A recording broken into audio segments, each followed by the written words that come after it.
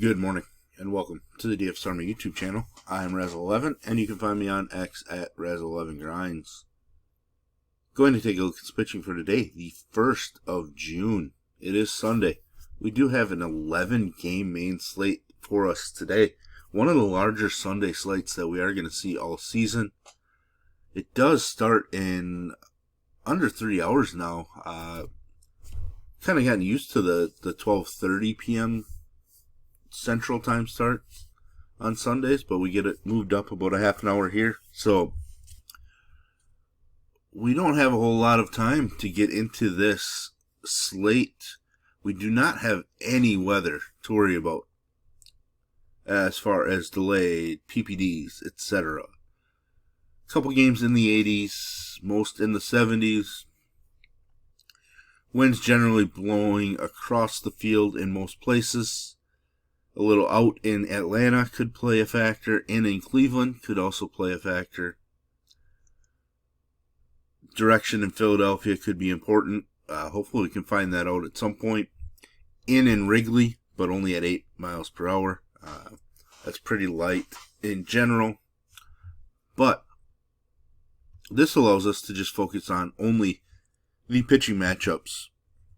This is a first look at the pitching options on this slate. I will be utilizing DraftKings as that is where a majority of my action is. If you do play on FanDuel, I'll cut my pool in half or so. Pricing isn't as tight. You don't have to be as creative. Allows you to get the stacks you want with an upper tier-ish pitcher. With all that said, let's jump into game one. Texas, St. Louis in Texas. Never playing Eric Fetty. I shouldn't say never because apparently it might happen at some point, but I don't plan on ever playing Eric Fetty. I know Texas's offense has been pretty bad. I get it. But deGrom and the Rangers are minus 162 favorites. Game total 7.5 juice to the under, which I believe is tied for the lowest on the slate, but all of the games are sitting between 7.5 and 9 runs. In fact, there's only one game at 9. Otherwise, everything else is between 7.5 and 8.5. So run totals don't really tell us a whole lot, which is fine, because we shouldn't use those to be our number one option as far as, I don't know, metric or statistic to look at in picking players or teams. Jacob deGrom, obviously in play, coming off of performance in which he did not strike anybody out, which is super weird. I know Toronto doesn't strike out a ton, but still, he had been at 9, 7, and 10 strikeouts in his previous 3 starts. I believe regular rest, I think he should be fine. St. Louis not a huge strikeout team, but his K-prop's sitting at 6.5 juice to the under, which would put him about the 5th best K-prop on the slate.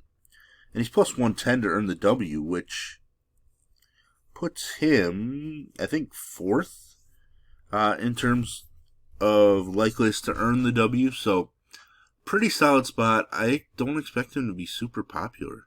We have him about 12.5%, and I honestly could see him lower than that. It kind of depends on what your take is on the Wrigley game and the San Francisco-Miami game, which we'll get to in a little bit. Next game up, Boston, Atlanta. Bryce Elder, I realize he's getting a K boost in the matchup with Boston. I'm just not ready to play Bryce Elder. Getting recalled. He had a few starts that were decent here, but I just don't see him putting up a GPP winning performance, so I'm going to go on the pass train. Kris Kroce, K-prop of 7.5 is basically a pick'em. It's the top K-prop on this slate. He struck out 8 the first time he faced Atlanta, allowing 2 solo home runs. He has allowed 2 earned or less in 6 straight starts. Just his second double-digit K performance of the season. His K numbers have been kind of all over the place, but he's got such a strong K prop. He's plus 120 to earn the W, which is right behind deGrom for the, tied for the 5th best on the slate. So I just love the upside. He He could put up 30, and I would not be shocked. Put up just nearly 24 while taking the L against Atlanta the first time. He gets that win. He's approaching 28. Doesn't allow one of the solo home runs. Now he's up over 30. So there is the route to a massive performance from a guy like Kris Kroce. The White Sox and Orioles. What are we going to do with these offenses on this slate? I'm not really sure. Adrien Howers looked phenomenal in his 2 starts with the White Sox. This guy that came up with a little bit of hype with the Brewers years ago, kind of fallen off. Kept always getting yo-yoed between starting, bullpen, long relieving, etc. But in 2 starts with the White Sox has looked excellent. Strikeouts really came on last time out against the Mets of all teams. His K-prop's just 3.5 juice to the over. This is the game with a total of 9 that I was alluding to earlier. But he's plus 250 to earn the W. But this Baltimore squad is just not performing all that well. Obviously, the big concern is the fact that it is in Baltimore and that ballpark has been ravaged by home runs so far this season. Looking at the K props or K numbers here for the team, Baltimore sitting 7th most strikeouts per game. Recent trends have them striking out less, but still an interesting spot for Hauser in this game. I think I want to play him, but I might not because we do have a handful of cheaper, and I use air quotes on cheaper because I don't really want to just jam in cheap guys. I just want guys that I think can put up 25 at this point. And Hauser certainly could do that. If he would have picked up the win here, he's over 27 fantasy points. So I think it's possible. Charlie Morton, a guy that looked absolutely atrocious and left out for dead early in the season, did have 110 strikeout performance. But in his last 4 appearances, he's allowed 4 total earned runs. Trending back up, lengthening back out. Strikeouts have been decent, not amazing. But his K-prop's at 4.5 juice to the over, plus 165 to earn the W. I think I might be sprinkling in Charlie Morton, as gross as it sounds. He's obviously much more likely to pick up the W. In theory, on paper, has an easier matchup than Adrien Howers. Next game, Quintana getting activated from the 15-day.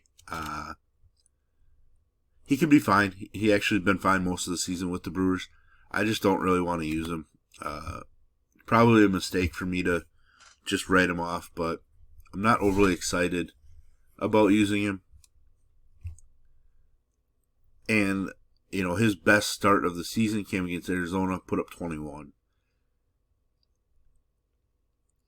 I think I can live with the fact that I didn't play him if he puts up 20. I think we have enough options on this slate that should bypass that number. Ranger Suarez, somebody that I am going to. Now you're going to be like, why would you do that? The Brewers just lit up Jesus Luzardo yesterday, and they did. Part of me is I like to go back to spots when teams blow up because I think there's a little bit of a letdown, hangover, etc. Plus, Suarez has basically been 22 fantasy points or better since his first start. 3 of his last 4 starts he's been unscored upon. So he's just excellent. He's plus 100 to earn the W, which is the 3rd best number on the slate. K-prop of 5.5, juice to the under, but still a 5.5 K-prop. I like it. Suarez is definitely going to be somebody I want to utilize today. A's Blue Jays, Kevin Gausman. This guy is all over the place in performances. Home run issues at home, but strikeouts are better, walks are way down, just far more comfortable in pitching at home. And that's where he's at today. Just 1 run allowed over the last 15 innings. He obviously can get blown up. He allowed 3 home runs to Tampa Bay 3 starts ago. And obviously we know the A's have a ton of power, but still, K-prop is 6.5, juice to the under, so tied with deGrom in that. But Gausman is minus 110 to earn the W, which is the second best number behind Klay Holmes. It's going to be really impossible for me to not play Kevin Gausman. JP Sears, no thanks. I wrote down some of his numbers, but yeah, his K-prop's 3.5. He's plus 310 to earn the W. Just no thank you. He's giving up a ton of home runs right now, and Toronto's offense is hitting some of those home runs. So, next game, Gavin Williams is about the only one in this one.